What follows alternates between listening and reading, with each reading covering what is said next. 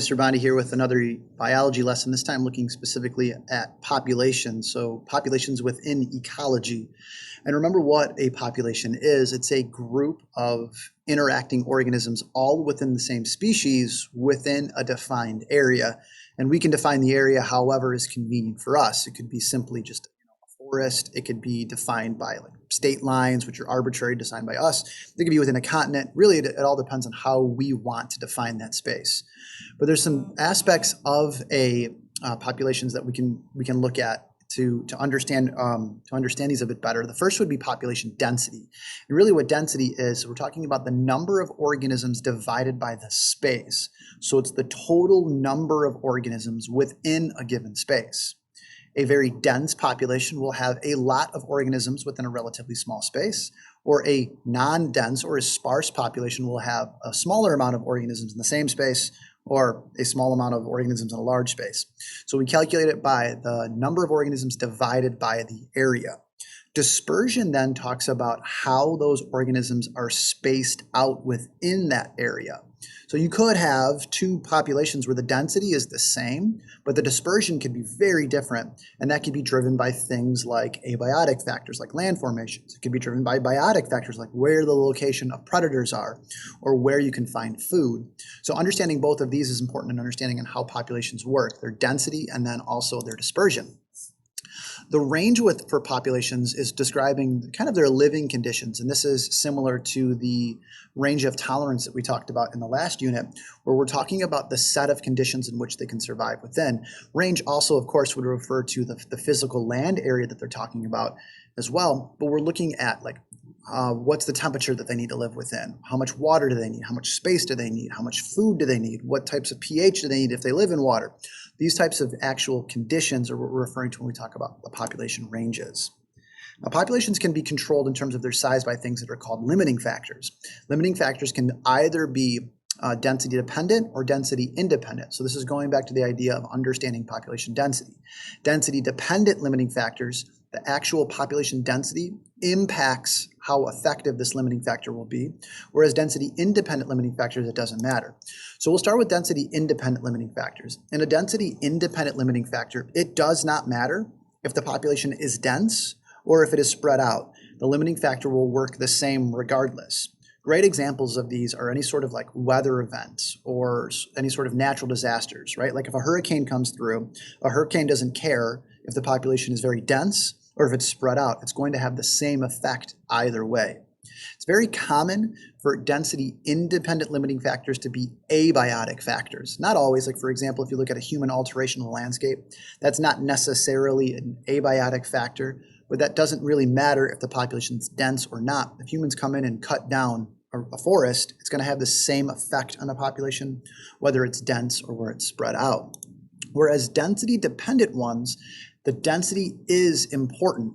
Easiest ones to understand within this would be things like disease.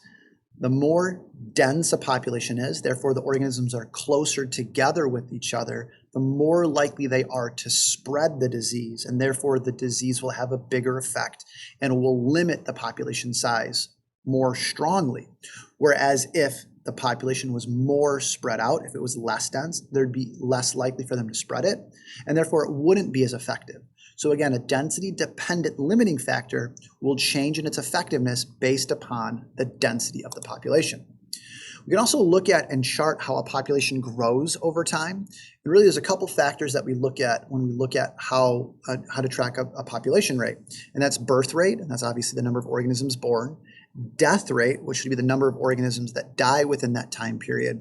And then also immigration and emigration. Immigration would be the number of organisms that move in. Emigration would be the number of organisms that move out of that area. So if we wanted to look at the total population change of an area over time, we would need to know the birth rate, the death rate, the immigration, and the emigration. Birth rate would be a positive value, death rate would be a negative, immigration would be a positive value, and emigration would be a negative. If we knew all of those values, we could calculate the change in population over time. Knowing that in combination with knowing whatever the starting population size was, we could determine the total population size of an area after a certain amount of time. When we take a look at how populations tend to grow over time, they follow this exponential growth model. And in this growth model, it starts off where an organism's growth will be really slow at the beginning, and we call this the lag phase. Now, the amount of time is going to be dependent upon the type of organism and the location of where it's living. There's lots of variables here.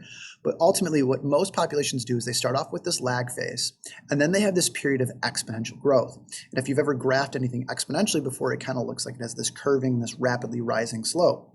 So in this model here, what we're seeing is that it takes a little while for an organism to become adjusted and become acclimated to an environment, but once it does, its growth can grow exponentially, grows very fast. Now, eventually what will happen is this population will begin to stabilize itself out. And that's in large part due to the fact that it's going to reach its carrying capacity, which is controlled by the limiting factors that we just talked about. Eventually, as this population grows, it's either going to run out of resources for food, going to run out of space, there's going to be excess competition between the similar members of that same species, and eventually this population has to stop growing. Once it becomes stable, it reaches what we call the carrying capacity. Now, in this graph here, it's showing the carrying capacity as the highest value of population. That's not always the case. The carrying capacity is where the population is stable, and that's key, because what could have happened is as this population grew, it could have actually overshot its carrying capacity and then come back down to stabilize out down here somewhere. That's very commonly can happen as well. So again, the carrying capacity is where the population is stable based upon its limiting factors with the environment around it. And again, the population will stop its increase when the birth rate is equal to or then even less than the death rate. And the same thing we factor in emigration and immigration. If emigration is higher than immigration, those would also be factors that would cause a population to stop growing. Again, restating the carrying capacity again, this is like the ideal or the best supported population size for a species within its environment, and it's controlled by the limiting factors. I'm going to skip past these. I'm not really concerned with these for now, and I want to talk about human population a little bit. This graph I find very interesting. This is a graph of human population size over time, and it spans quite a large amount of time. Over on the left-hand side, you have population in billions, and there's a big jump in time frame here. Right? We've got 2 million all the way jumping to 7,000 BC. But what's key to note is that human population for the longest time stayed relatively consistent. I mean, in this area, this time frame here, you're looking around 100 to 200,000 individuals worldwide, and we're still short of 1 billion even up until about 1500, and then we have an absolute explosion of population. And really what it comes down to is what caused this big change was dramatic increases in technology for humans. For the longest period of time, early humans, we were primarily hunter-gatherers. We didn't stay in one place for all of that long. And when we started to form some small civilizations, that did certainly increase the growth rate of the human population size. But it wasn't until we got really good at pushing our limiting factors that the population has really exploded. And there has been no other organism that has grown at the exponential rate that we have for the time period that we have. We're looking at like 500 or 600 years of exponential growth, which is just absolutely incredible.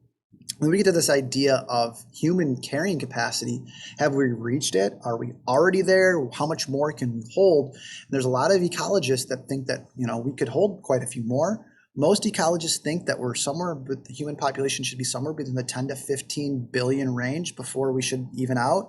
Some ecologists say even way less. I've heard some that argue that we should be at 200 million. Obviously, that's not going to happen as we're close to 8 billion now. But the question becomes, well, what is the human carrying capacity? And what are the things that are going to control it as we move into the future? Access to resources, disease, space, pollution, all of these things will factor in as we take a look at human population size into the future. And that's all we have for ecology. Thanks for watching.